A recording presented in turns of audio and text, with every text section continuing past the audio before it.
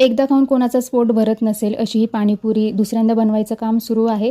चटणी already prepared होती, कारण आधी 2 दिवसाआधीच बनवलेली होती. त्यानंतर हा पुन्हा एकदा रगडा तयार केलेला आहे आणि छान अशी या रगड्याची शेवपुरी, पाणीपुरी, रगडा पॅटीस, दहीपुरी असं वेगवेगळे डिफरंट चाट तयार करून घेतलं.